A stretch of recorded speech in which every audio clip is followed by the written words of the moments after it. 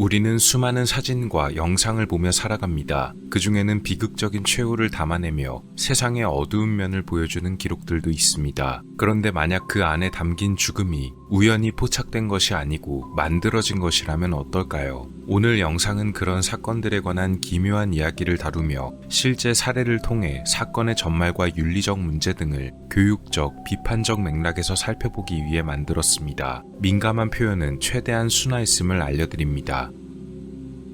영화에 관심이 많으신 분들이라면 한 번쯤 들어보신 제목이 있으실 것입니다. 바로 몬도가네란 제목으로 잘 알려진 영화입니다. 1960년대에 제작된 이탈리아의 영화로 전체적으로는 다큐멘터리의 형태를 띠고 있지만 충격적인 모습을 담담하게 담아냈던 작품이었습니다. 상당한 히트작이었는데 이후로 비슷한 작품들이 만들어지면서 이른바 몬도가네 스타일이란 말이 탄생되기도 했습니다. 이 영화를 만든 것은 괄티에로 야코페티 감독입니다. 야코페티 감독은 프랑코 프로스페리와 함께 다큐멘터리면서도 다큐멘터리가 아닌 것, 즉 안티 다큐멘터리를 제작해보자고 손을 잡았고 그렇게 만들어진 것이 몬도가네였습니다. 이후 야코페티는 프랑코와 함께 또 다른 작품을 하나 만들었습니다. 두 사람은 아프리카 아디오란 작품을 제작합니다. 한국말로는 아프리카여 안녕 정도의 뜻입니다. 영화는 당시 급격하게 정세가 변동되고 있었던 아프리카 대륙의 여러 지역을 돌아다니며 촬영된 것으로 혼란스러운 당시의 모습을 그대로 담아냈습니다. 콩고와 케냐, 르완다 등을 비롯한 곳에서 촬영되었는데 여러 지역에서 무력 충돌 등을 비롯해서 여러 가지 일들이 벌어지고 있었고 제작진이 그 현장으로 직접 들어갔던 것이죠. 매우 거친 현실을 촬영한 작품으로 봐야겠습니다. 밀렵꾼들의 무차별적인 사냥 장면들과 더불어서 차별 정책으로 인한 피해 등도 담겨 있었다고 합니다. 그래서 아주 충격적인 내용들이 꽤 많았던 작품이었습니다. 바로 그 안에 이후 문제가 되는 내용이 들어 있었는데요. 이 작품에는 콩고 내전 당시의 상황도 기록되어 있었습니다. 그런데 이 당시 붙잡혔던 신바 반군 포로들이 처형되는 장면이 영상 안에 그대로 들어가 있었습니다. 두 감독은 이 상황을 우연히 포착할 수 있었고 이 충격적인 모습도 카메라에 담아냈던 것입니다. 문제는 이후 영화 개봉 전에 벌어졌습니다. 방금 말씀드린 이 장면이 문제가 되었던 것이죠. 단순히 집행 장면을 카메라에 담아내서가 아니고 좀 더 기묘한 이유로 법적인 문제가 생겼습니다. 바로 이 두 감독이 우연히 그 현장을 포착한 것이 아니고 카메라에 그 상황을 담아내기 위해서 형 집행 일정을 일부러 조정시켰다는 의혹이었습니다. 즉 원래 날짜와 시간대로 형이 집행되었다면 그 상황을 카메라 안에 담아낼 수가 없었기 때문에 제작진이 개입해 집행 일정을 조정시켰고 그로 인해 해당 현장을 고스란히 촬영할 수 있었는데도 마치 우연히 포착한 것처럼 연출했다는 무서운 의혹이었습니다. 이것에 관해서는 1964년 12월 이탈리아의 잡지 레스프레소에 언론인 카를로 그레고레티가 기사로 작성하기도 했습니다. 반군 2명의 형 집행 일정을 지연시키는 것과 더불어서 세세한 위치 조정까지 주문했다는 주장이었습니다. 카를로 그레고레티의 내용은 상당히 구체적이었는데요. 이것은 그가 실제로 야코페티 감독을 만난 적이 있기 때문입니다. 카를로 그레고레티의 주장은 이렇습니다. 그가 특파원으로 콩고에 머물고 있던 시기에 한 호텔에서 야코페티 감독을 만날 수가 있었는데 그곳에서 야코페티에게 직접 전해들은 바에 의하면 촬영에 적합한 빛을 확보하기 위해서 일부러 포로의 위치를 하얀색의 벽 앞으로 옮겨놓기도 했다는 것입니다. 당연히 야코페티는 이런 의혹과 기사 내용에 대해 반발했고 잡지사를 상대로 고소까지 진행했습니다. 결국 야코페티 감독은 이 의혹을 바탕으로 해서 해외에서 벌어진 이러한 사건에 공모했다는 혐의로 정식으로 기소를 당하고 말았습니다. 이들의 촬영 필름은 경찰에게 압수되었으며 그로 인해 개봉을 위해 영화를 편집하거나 하는 후반 작업 자체가 그 기간 동안 불가능했다고 합니다. 우여곡절 끝에 1966년에 가서야 겨우 개봉할 수 있었습니다. 과연 정말로 영화를 위해 모든 것이 연출되었던 것일까요? 하지만 이탈리아 법정의 판단은 달랐습니다. 야코페티와 프랑코는 이것이 연출된 것이 아니고 실제로 자신들이 직전에 현장에 도착했다는 것을 뒷받침하는 자료를 법정에 제출했던 것으로 알려졌습니다. 그로 인해 이들에게 제기된 혐의는 인정되지 않았다고 합니다. 다만 이들에 대한 의혹 자체가 완전히 사라진 것은 아니었습니다. 그 이유는 이들의 이후 몇 가지 작품들에서도 또 다른 연출 의혹들이 계속 제기됐었기 때문입니다. 하지만 감독들은 이런 연출 의혹을 계속 부인해왔고 몬도간의 2편에서만 일부 장면을 연출했다고 인정했습니다. 결국 아프리카 아디오에 담긴 형 집행 장면 역시 실제로 촬영을 위해 연출된 것이었는지는 확인되지 않았습니다. 일단 법적으로도 이런 의혹은 인정되지 않았던 것이죠. 하지만 실제 처형의 모습이 담긴 장면을 두고 이런 의혹이 제기된 것만으로도 상당히 기묘한 일이었습니다. 그런데 단순한 의혹에서만 끝나지 않은 사건도 있었습니다. 바로 과거 대한민국에서 벌어졌던 사건입니다. 이 남자의 이름은 이동식입니다. 그는 1983년 경찰에 체포되었는데요. 이동식이 체포된 이유는 그가 촬영한 사진들 때문이었습니다. 그의 사진 속에는 너무나도 분명히 죽음이 담겨 있었습니다. 이동식이 체포된 계기는 이렇습니다. 이동식은 원래 보일러 배관공으로 일하던 사람이었습니다. 어린 시절이 상당히 불우했던 것으로 알려졌는데요. 감옥에도 몇 번 다녀오는 등 순탄치 못했던 것으로 보입니다. 그런 그는 우연한 기회로 사진을 접하게 되었는데 사진 쪽에 나름대로 재능이 있었던 것으로 전해집니다. 그래서 처음에는 취미로 사진 촬영 등을 했다가 나중에는 정식으로 사진작가협회의 회원이 되었으며 여러 공모전에서 입상까지 했다고도 하네요. 어려운 과거를 살아오고 힘든 인생을 살아오던 그에게 사진이 유일한 즐거움이자 희망이 되었던 듯합니다. 그렇기 때문에 사진에 관련해선 아낌없이 투자했고 자신의 월급보다 몇 배는 비싼 카메라까지 구비하고 있었습니다. 당시에는 상당히 좋은 고성능 카메라였다고 하는데요. 이 점이 나중에 오히려 이동식의 검거에 도움이 되었습니다. 그렇게 사진 촬영에 많은 열정을 품고 있었는데 언젠가부터 슬럼프에 빠졌던 것으로 전해집니다. 공모전 등의 사진을 보내도 예전보다 별 반응이 없었기에 이동식은 곧 새로운 소재가 필요하다고 생각했고 남들과는 다른 독특한 소재여야만 한다고 믿었습니다. 그래서 그는 사진에 사용할 새로운 소재를 생각해내었는데 그것은 바로 다름 아닌 죽음의 순간이었다고 하네요. 무엇이 됐든 생명이 꺼져가는 그 순간을 카메라에 담아내는 것이 매력적일 거라고 생각한 것입니다. 처음에는 동물 등의 모습을 담아내려 했지만 나중에는 그 대상이 사람으로 변하게 되었다고 합니다. 물론 이때까지는 진짜 사건을 저질러 촬영한 것이 아닌 그냥 단순히 분장 등을 통해 연출만 했다고 합니다. 원래 그의 모델이 되어준 것은 당시 그의 부인이었는데요. 그의 두 번째 부인으로 알려져 있었습니다. 부인을 상대로 분장이나 옷을 입히고 연기를 시켜서 카메라 안에 죽음을 담아내려 했지만 이동식은 이런 자기적인 연출에 리얼리티가 없다고 생각했습니다. 그런 그는 결국 해서는 안 될 일까지 저지르고 말았습니다. 이동식은 평소에 봐둔 사람이 한 명 있었습니다. 그 사람은 바로 동네 이발소의 직원이었던 20대 초반의 여성 김모 씨였다고 전해집니다. 나중에 알려진 바에 따르면 이동식은 이곳의 단골이었으며 평소 김 씨에게 자신을 사진작가로 소개했다고 하네요. 이동식은 김 씨에게 접근해 사진 촬영을 제의한 것으로 보입니다. 이동식과의 촬영이 약속된 날은 1982년 12월 14일, 피해자 김 씨와 이동식은 산으로 올라갔습니다. 이 당시 날이 굉장히 추웠다고 하는데요. 이동식은 추위에 떨고 있던 김 씨에게 다가가 자신이 가지고 있던 약을 하나 내밀었습니다. 감기약이니까 감기 걸리기 전에 미리 먹어두란 것이었습니다. 김 씨는 별 의심 없이 이동식이 내민 약을 먹었습니다. 그런데 약을 먹은 지 얼마 안 되어 김 씨가 쓰러집니다. 그리고는 괴로워하며 몸부림을 치기 시작했는데요. 이동식이 건넸던 약이 원인이었던 것으로 보입니다. 이동식은 태연하게 카메라를 꺼내들었습니다. 그는 피해자 김 씨가 괴로워하는 순간을 단 하나도 놓치지 않고 카메라에 담아내려 했습니다. 그렇게 촬영한 사진이 무려 20장이 넘었는데요. 20장의 사진을 촬영하는 동안 김 씨는 서서히 생명을 잃어갔으나 이동식은 태연하게 그 모습을 전부 촬영하고 목숨을 잃은 김 씨의 몸 위에 낙엽들만 덮어둔 채 사라졌습니다. 사건이 벌어진 지 거의 한 달이 다 되어 가서야 피해자 김 씨의 시신이 발견되고 수사가 시작됐습니다. 경찰은 주변 사람들에 대한 탐문 조사를 하다가 이발소에 드나들던 단골 고객들 중에 평소 자신을 사진작가로 소개하던 사람이 있다는 걸 알게 되는데요. 그것이 바로 이동식이었습니다. 경찰은 이동식의 자택을 찾아가 몇 가지 질문을 했고 그동안 찍은 사진을 좀 보여달라고 요구합니다. 이동식은 흔쾌히 자기가 촬영한 사진들을 보여줬는데 서랍 안에서 사진들을 꺼내던 그가 갑자기 사진 한 장을 황급히 숨기는 모습이 포착됩니다. 경찰은 그가 숨기려던 사진을 보여달라고 요구했습니다. 사진 속에는 갈색 부츠와 회색 치마를 입은 여성이 낙엽 위에 누워있는 모습이 촬영되어 있었는데 얼굴은 하얀 천으로 덮여 있어 누군지 알 수가 없었습니다. 경찰은 이 사진을 압수해 주변인들에게 보여줬는데 피해자 김 씨의 남자친구가 이 사진을 보자마자 자신의 여자친구가 틀림없다고 증언했습니다.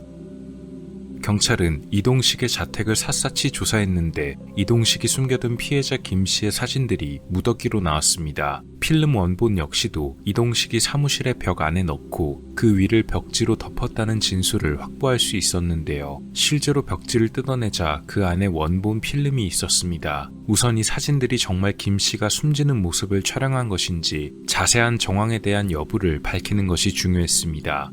사진 전문가와 함께 사진을 현미경으로 일일이 조사하며 사진 속 김 씨의 신체 변화를 파악했고 그 결과로 이 사진들이 피해자가 목숨을 잃어가던 장면을 촬영했다는 결정적인 정황을 파악할 수가 있었다고 합니다. 앞서 말씀드렸듯이 이동식이 비싼 고급 카메라를 사용했기에 오히려 이 여부를 정확히 밝혀낼 수가 있었다고 전해집니다.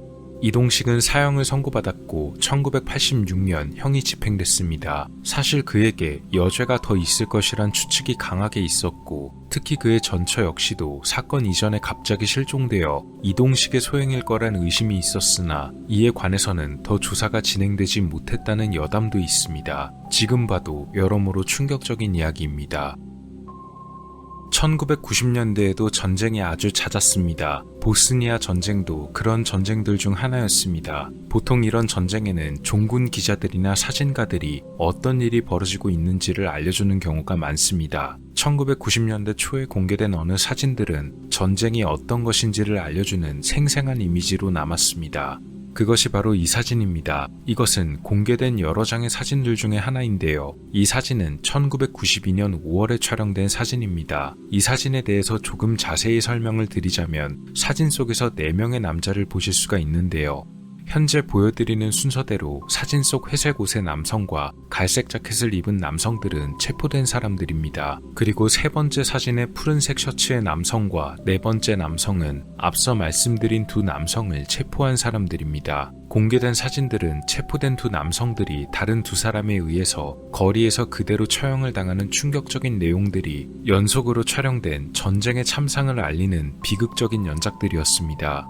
이 사진을 촬영한 것은 2명의 사진가들입니다. 좌측은 보얀 스토야노비치, 우측은 스르잔 페트로비치입니다. 이들은 사라예보로 향하던 도중 이 장면을 우연히 포착해서 사진을 촬영한 것으로 당시에는 그렇게 알려져 있었습니다. 그런데 시간이 많이 흐른 이후 이 사진들과 두 사진가를 둘러싼 상당히 기묘한 의혹이 하나 제기됩니다.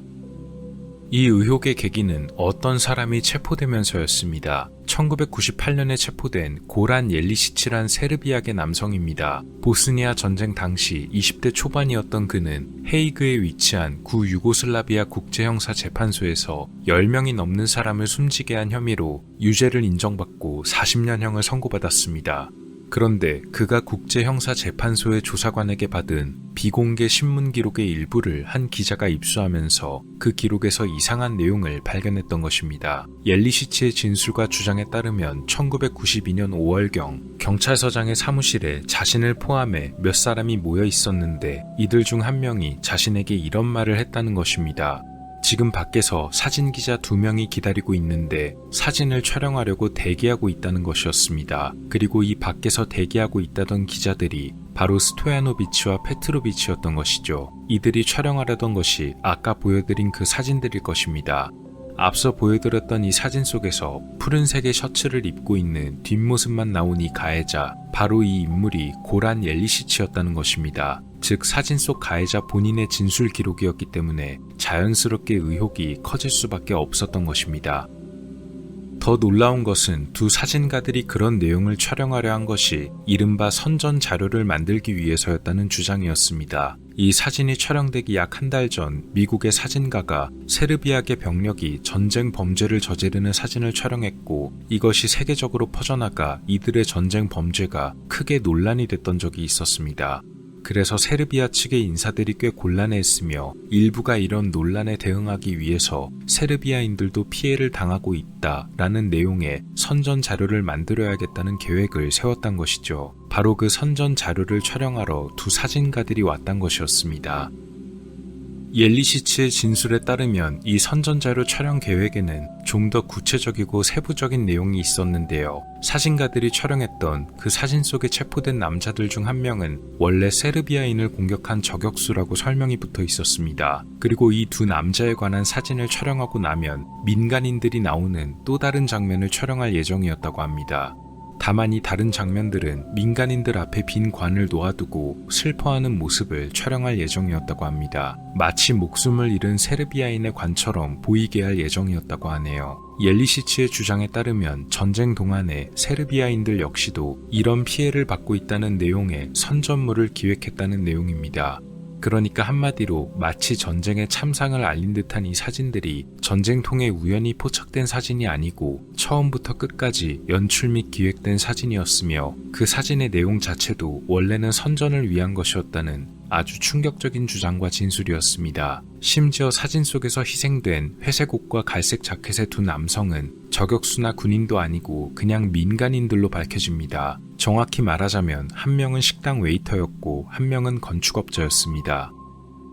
이런 의혹을 뒷받침하는 또 다른 이야기도 있었습니다. 전쟁 당시 뛰어다녔던 또 다른 사진가 스르잔 일리치, 그는 2013년 자신의 서적에서 이런 내용을 주장했습니다. 한 식당에서 스토야노비치를 만나 그의 사진들을 봤었는데 그가 돈을 주고 시켰다는 이야기를 했었다는 주장입니다. 정확히는 500마르크의 돈을 줬다는 구체적인 주장이었습니다. 즉 옐리시치가 스토야노비치에게서 대가를 받았다는 뜻이죠. 당연히 스토야노비치는 이런 주장을 강하게 부정합니다. 흥미로운 것은 이런 소문이 스르잔 일리치만이 아니고 다른 사진가들에게도 이미 퍼져 있었다는 것입니다. 다만 직접 들은 적은 없었다고 하네요. 스토야노비치는 스르잔 일리치가 자신을 질투해서 그런 헛소문을 퍼뜨린 것이라고 일축했습니다. 그런데 또 다른 증언이 하나 더 존재했습니다. 국제형사재판소에 수감되어 있던 남자 에사드 란조, 그는 고란 옐리시치와 함께 수감되어 있었다고 하는데요. 에사드는 당시 옐리시치가 화를 내면서 기자가 그 장면을 촬영하려고 돈을 줬다는 이야기를 했었다고 합니다. 다만 중요한 점은 연출을 위해서 돈을 준 것인지 아니면 예정되어 있던 집행의 촬영 허가를 위한 돈이었는지 이 점에 관해서는 확실치가 않다고 했지만 공교롭게 사진 촬영을 위해 돈을 줬다는 의혹과는 일치했던 것입니다.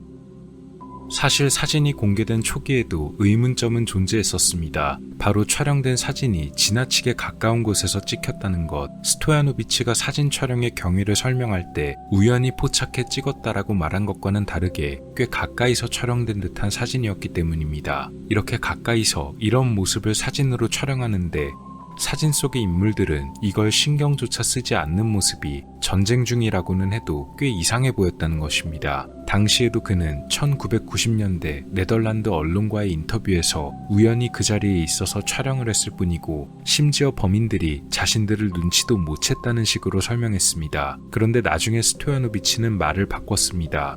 옐리시치가 자신들의 존재를 알고 있었고 사진을 촬영하고 있다는 것도 알고 있었다는 것입니다. 다만 그런 자신들을 옐리시치가 신경도 쓰지 않았다는 것, 그래서 비교적 가까이에서 촬영이 가능했던 것입니다. 게다가 사진 속의 두 희생자가 곧 어떤 결말을 맞이할 것인지 스토야노비치와 페트로비치 두 사진가도 알고 있었다는 것이죠. 그런데 다른 사진가인 페트로비치의 주장은 또 반대여서 정말로 우연히 현장을 포착한 것이었다고 설명합니다. 즉 같은 날 같은 장소에서 사진을 촬영했음에도 두 사진가의 이야기가 상당히 차이가 생기는 것입니다. 다만 두 사진가 모두 사진 촬영을 위해 돈을 줬다거나 이것이 선전물로 활용될 것이었다는 주장에 대해선 부인했습니다. 결국 이 사진이 어떻게 촬영되었는지에 관해서는 정확한 경위가 확인되지 않고 있습니다.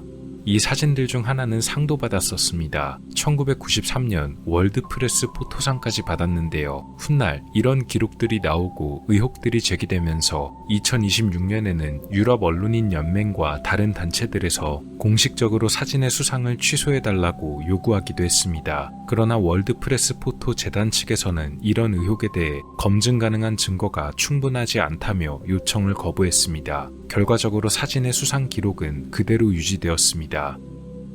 결국 스토야노비치는 돈을 줬다거나 연출 의혹은 부인했지만 사진 속의 옐리시치가 촬영 사실에 대해서 알고 있었고 두 남자가 목숨을 잃을 것도 알고 있었다고 인정했습니다. 처음 붙었던 우연히 포착된 장면 설명과는 상당한 차이가 생긴 셈이나 다름이 없었죠. 게다가 사진 속의 남성들 중 한 명이 저격수였단 처음 설명도 나중에는 이들이 민간인이었음이 밝혀지며 수정됐습니다. 그래서 이런 의혹 역시 완전히 해소되지 않은 채 남게 됐습니다. 과연 어떤 경위로 그 사진이 촬영됐고 그날의 진실이 무엇인지 현재까지도 명확하게 확인되지 않고 있습니다. 전쟁의 참상을 알리는 기록으로 알려졌던 사진이 어쩌면 처음부터 연출된 사진일 수도 있다는 의혹 자체가 아이러니하게도 전쟁이 어떤 것인지에 관해서 더 명확하게 알려주는 것만 같기도 합니다. 제 개인적으로는 어떤 사건이 충격적이라기보다 오늘 소개해드린 모든 사건들이 다 각자의 충격적인 점을 가지고 있던 듯합니다. 두 번째 사건인 이동식 사건을 제외하면 나머지는 의혹이 제기됐던 사건들이지만 왠지 모르게 단순히 의혹이 아닐 것만 같다는 그런 개인적인 생각이 들기도 하네요. 물론 진실은 카메라 뒤의 당사자들만 알 것입니다. 죽음을 촬영하려 했던 사람들의 기묘한 이야기였습니다. 오늘 영상은 어떠셨나요? 다음 시간에도 더 많은 이야기들로 찾아뵙도록 하겠습니다. 미스터리 큐브였습니다. 감사합니다.